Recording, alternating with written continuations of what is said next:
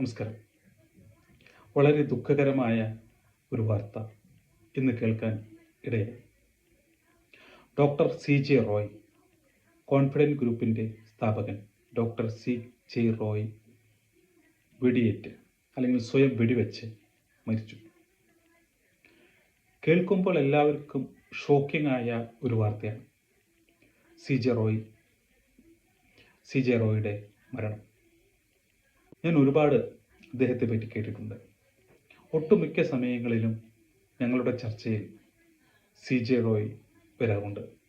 Idea star സിംഗറിൻ്റെ sponsor, 40 ലക്ഷത്തിൻ്റെയും 50 ലക്ഷത്തിൻ്റെയും ഫ്ലൈറ്റൊക്കെ ഒരു വ്യക്തി sponsor ചെയ്യുന്നു. ബിഗ് ബോസിൻ്റെ സ്പോൺസർ, ബിഗ് ബോസിൽ ഗിഫ്റ്റ് സ്പോൺസർ ചെയ്യുന്നു. ജയിക്കേണ്ടിയിരുന്ന അനീഷിന് അദ്ദേഹം 10 ലക്ഷം കൊടുക്കുന്നു. അദ്ദേഹത്തിൻ്റെ വണ്ടികളുടെ കളക്ഷൻ എൻ്റെ മോന് വരെ അറിയാവുന്നതാണ്.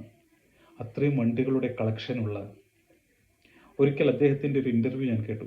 ഒരു വണ്ടിയുടെ ടയർ പഞ്ചറായി കഴിഞ്ഞാൽ അത് പഞ്ചറൊട്ടിക്കാൻ ഒരാളില്ലാണ്ട്, അത് അത്രയും വലിയ റിച്ച് കാർ ആയതുകൊണ്ട് അത് പഞ്ചറൊട്ടിക്കുന്ന പതിവില്ല. ഒരു ടയർ മാറ്റുന്നതിന് പകരം 4 ടയർ മാറ്റണം, 50 ലക്ഷം രൂപ ചിലവാക്കേണ്ട ഒരവസ്ഥയുണ്ടെന്ന് അദ്ദേഹം പറഞ്ഞു. അതായത് അത്രയും കാശ് ഒരു പ്രശ്നമില്ലാത്ത ഒരു വ്യക്തിയാണ്. അങ്ങനെ ഒരു വ്യക്തി ED റെയ്ഡുമായി ബന്ധപ്പെട്ട് മരണപ്പെടുകയാണ്. അദ്ദേഹം ഈ റെയ്ഡ് നടക്കുന്ന സമയത്ത് ഇന്ത്യയിൽ ഉണ്ടായിരുന്നില്ല. അദ്ദേഹത്തിൻ്റെ ബിസിനസ് UAE ഗൾഫ് ഭാഗത്താണല്ലോ. അപ്പോൾ അദ്ദേഹം ഇന്ത്യയിൽ ഉണ്ടാവാഞ്ഞിട്ട് അദ്ദേഹത്തെ വിളിച്ചു വരുത്തി. ഇങ്ങനെ കള്ളത്തരം ചെയ്ത ഒരാളായിരുന്നുവെങ്കിൽ CJ റോയ് വരികയില്ലായിരുന്നു. അദ്ദേഹം ദുബായ് തന്നെ നിൽക്കുമായിരുന്നു. ആ കേസൊക്കെ ഒതുങ്ങി തീർത്തിട്ട് അദ്ദേഹം തിരിച്ച് ബാംഗ്ലൂർക്ക് വരുമായിരുന്നു. പക്ഷേ സത്യസന്ധൻ എന്ന് നമുക്ക് വിശ്വസിക്കാൻ പറ്റുന്ന അദ്ദേഹം റെയ്ഡിന് സഹകരിക്കുകയും ദുബായിൽ നിന്ന് ബാംഗ്ലൂരിലേക്ക് എത്തുകയും ചെയ്തു. അദ്ദേഹത്തിന് വേണമെങ്കിൽ മുങ്ങി നടക്കാമായിരുന്നു, പക്ഷെ അദ്ദേഹം അത് ചെയ്തില്ല. അദ്ദേഹം ED റെയ്ഡുമായിട്ട് സഹകരിക്കുകയാണ് ചെയ്തത്.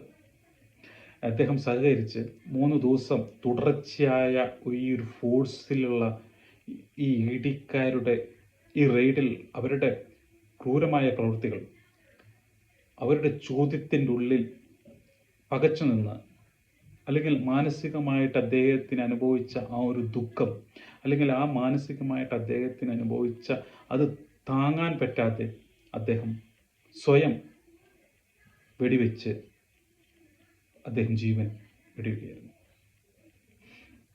അതായത് ആ മനുഷ്യൻ്റെ അപ്പോഴത്തെ ഒരു ചിന്ത, കുറേ നാൾ അദ്ദേഹം കൊണ്ടുവന്ന അദ്ദേഹത്തിൻ്റെ സൽപ്പേര് ഒരു നിമിഷം കൊണ്ട് നഷ്ടപ്പെടുമെന്ന് ചിന്തിച്ചപ്പോൾ അദ്ദേഹം സ്വയം മരിക്കാൻ തീരുമാനിച്ചതായിരിക്കാം. അത് നമ്മുടെ ആ സമയത്തെ നമ്മുടെ മാനസികാവസ്ഥ ആർക്കും പറഞ്ഞറിയിക്കാൻ പറ്റിയില്ല. അദ്ദേഹത്തിന് ഇത്ര നാൾ അദ്ദേഹം കൊണ്ടു നടന്ന അദ്ദേഹത്തിൻ്റെ സൽപ്പേര് ഒരൊറ്റ നിമിഷം നഷ്ടപ്പെടുമെന്ന് തോന്നിയപ്പോൾ ഒരു ദിവസം ജയിലിൽ കിടക്കേണ്ടി വരുമെന്ന് അദ്ദേഹം ചിന്തിച്ചു കാണും. അങ്ങനെ ഒരു ദിവസം ജയിലിൽ കിടക്കുമ്പോൾ അദ്ദേഹത്തിൻ്റെ സൽപ്പേര് അവിടെ നഷ്ടപ്പെടും. പിന്നീട് അദ്ദേഹത്തിൻ്റെ ബിസിനസ് സമയത്ത് ആൾക്കാർ എന്താണ് പറയുക? കള്ളക്കേസിൽപ്പെട്ട ആൾ, അയാളുടെ ബിസിനസ്സൊക്കെ തല്ലിപ്പൊളിയാണ്, അയാൾ ആ ജയിലിൽ കിടന്നിട്ടുള്ള ആളാണ്. അതായത് ചെയ്യാത്ത കുറ്റത്തിന് ജയിലിൽ കിടന്നാലും ആൾക്കാർ പറയുക അയാൾ ചെയ്തതാണ്, കാശ് കൊടുത്ത് ഒതുക്കി എന്ന് പറയും. അപ്പോൾ അദ്ദേഹം പേടിച്ചു. അദ്ദേഹത്തിൻ്റെ സൽപ്പേര് നഷ്ടപ്പെടുമെന്ന് പേടിച്ച് അദ്ദേഹം ആത്മഹത്യ ചെയ്തു. നമ്മളിപ്പോൾ ഇദ്ദേഹത്തിൻ്റെ മരണമായിട്ട് ബന്ധപ്പെട്ടപ്പോൾ എനിക്ക് പണ്ട് കഫേ കോഫിയുടെ അതിൻ്റെ ഓണർ അദ്ദേഹത്തിൻ്റെയാണ്. അദ്ദേഹവും ഇതുപോലെ മാനസികാവസ്ഥയിൽ ചാടി മരിക്കുകയായിരുന്നു. പക്ഷേ ഡോക്ടർ റോയുടെ മരണത്തിൽ എനിക്ക് വന്ന കുറച്ച് കമൻസ് ഞാൻ പറയാം. സാബു എൻ ജേക്കബ്, കിറ്റെക്സിൻ്റെ സ്ഥാപകൻ, സ്വന്തമായിട്ടൊരു പാർട്ടി തുടങ്ങിയിട്ടുണ്ടായിരുന്നു 2020 എന്ന് പറഞ്ഞിട്ട്. അദ്ദേഹം ഇന്ത്യയിലുള്ള പാർട്ടിക്കാർ മൊത്തം കുറ്റം പറഞ്ഞ്, ഇടതും വലതും BJPയും എല്ലാവരും കുറ്റം പറഞ്ഞ് അദ്ദേഹം ഞാൻ സ്വയം ഒരു പാർട്ടിയാണെന്ന് പറഞ്ഞ് 2020 എന്ന പാർട്ടി രൂപീകരിക്കുകയും പെട്ട് നിലയിൽ പൊട്ടി. അപ്പോൾ അദ്ദേഹത്തിന് ED റെയ്ഡ് വന്നപ്പോൾ അദ്ദേഹം എന്താണ് ചെയ്തത്? നേരെ പോയി BJPയിൽ പോയി ചേർന്നു. എല്ലാം സ്റ്റോപ്പാക്കി. പിന്നെ റെയ്ഡുമില്ല, ഒരു പ്രശ്നവുമില്ല. അതായത് അപ്പോൾ ഏതെങ്കിലും ഭരിക്കുന്ന ഒരു പാർട്ടിയുടെ, കേന്ദ്രത്തിൽ ഭരിക്കുന്ന ഒരു പാർട്ടിക്ക് സപ്പോർട്ട് കൊടുത്തു കഴിഞ്ഞാൽ അവർ സേഫായി. എന്ത് മര്യാദ കെട്ട സംഭവമാണ് ഇവിടെ നടക്കുന്നത്? എന്തുകൊണ്ട് കിറ്റെക്സിൻ്റെ സ്ഥാപകത്തിൻ്റെ വീട്ടിൽ വീണ്ടും റെയ്ഡ് നടത്തുന്നില്ല? അദ്ദേഹം ഒരു പേടിത്തൊണ്ടനായതുകൊണ്ടും അദ്ദേഹത്തിൻ്റെ അഭിമാനം പോകുന്നത് കൊണ്ടും അദ്ദേഹം BJP-യിൽ ചേർന്നു. അപ്പോൾ കോൺഫിഡൻറ്റ് ഗ്രൂപ്പിൻ്റെ സ്ഥാപകൻ BJP-യിൽ ചേരാത്തത് കൊണ്ടാണോ അദ്ദേഹത്തെ ഇങ്ങനെ കണ്ടിന്യൂസ് ആയിട്ട് റെയ്ഡ് ചെയ്തുകൊണ്ടിരിക്കുന്നത്? അദ്ദേഹത്തിൻ്റെ മരണത്തിന് ഇപ്പോൾ ആരാണ് ഉത്തരവാദി?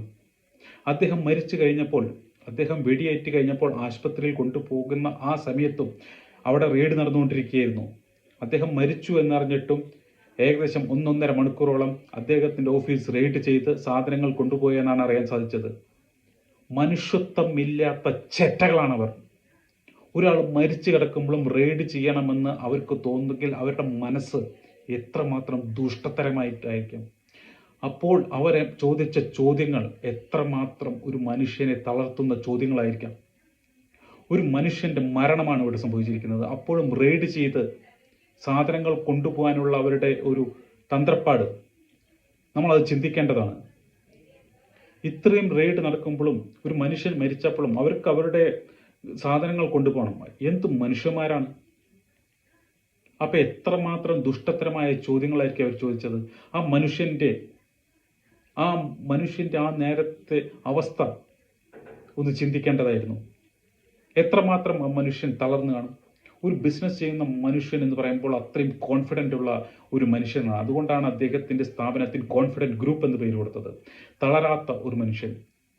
ഗുരുവായൂർ സ്വദേശിയായ അദ്ദേഹം ഇത്രയും അധികം ഫേമസ് ആവണമെങ്കിൽ അദ്ദേഹത്തിൻ്റെ കോൺഫിഡൻറ്റ് കൊണ്ട് ഒന്ന് മാത്രമാണ്. ഒരു IT കമ്പനിയിൽ ജോലി ഉണ്ടായിരുന്ന അദ്ദേഹം സ്വന്തമായി ഒരു ബിസിനസ് തുടങ്ങുകയും ഇത്രയും നല്ല ലെവലിൽ എത്തുകയും അദ്ദേഹത്തിൻ്റെ കോൺഫിഡൻറ്റും ധൈര്യവും എല്ലാം ഒന്നുകൊണ്ടാണ്.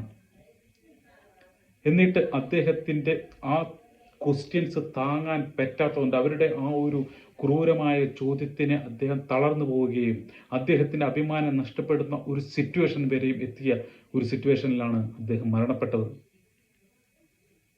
ഡോക്ടർ CJ റോയ് എനിക്ക് വളരെ വ്യക്തിപരമായി എനിക്കിഷ്ടപ്പെട്ട ഒരു വ്യക്തിയാണ്.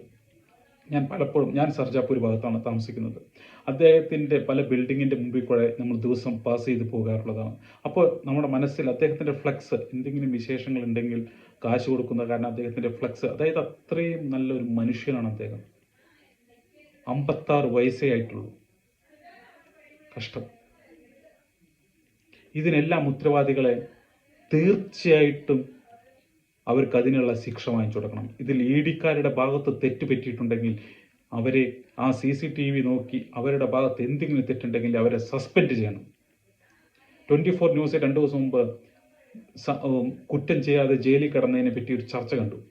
ആ ചർച്ച കണ്ടപ്പോൾ അത് കഴിഞ്ഞ് പിറ്റേ ദിവസമാണ് ഈ കോൺഫിഡൻറ്റ് ഗ്രൂപ്പിൻ്റെ ഡോക്ടർ CJ റോയുടെ മരണം. 2-3 കോർത്തിണക്കുമ്പോൾ മനസ്സിന് ആ ഒരു വീഡിയോ കണ്ടു കഴിഞ്ഞാൽ നമുക്ക് മനസ്സിലാകും ഇദ്ദേഹത്തിൻ്റെ ആ ഒരു മാനസികാവസ്ഥ എന്തായിരുന്നു എന്ന്. എന്തായാലും ഒരു നല്ല മനുഷ്യൻ ഈ ലോകത്ത് നിന്ന് വിട്ടുപോയിരിക്കുന്നു. എത്ര സിനിമകൾ അദ്ദേഹം പ്രൊഡ്യൂസ് ചെയ്തിരിക്കുന്നു. കാശുമായി ബന്ധപ്പെട്ട പ്രശ്നങ്ങൾ വരുമ്പോൾ അദ്ദേഹം അപ്പോൾ ആ പ്രൊഡ്യൂസറായിട്ട് മാറുകയായിരുന്നു. കാസിനോവ എത്ര കാശിറക്കിയ സിനിമയാണ്. ലാഭമൊന്നും അദ്ദേഹം നോക്കാറില്ല. സിനിമയ്ക്ക് വേണ്ടി ഹോസ്പിറ്റാലിറ്റി, ജീവകാരുണ്യ പ്രവർത്തനം എന്തെല്ലാം ചെയ്ത ഒരു വ്യക്തിയാണ്. ഓർക്കുന്നു ഡോക്ടർ CJ റോയ്.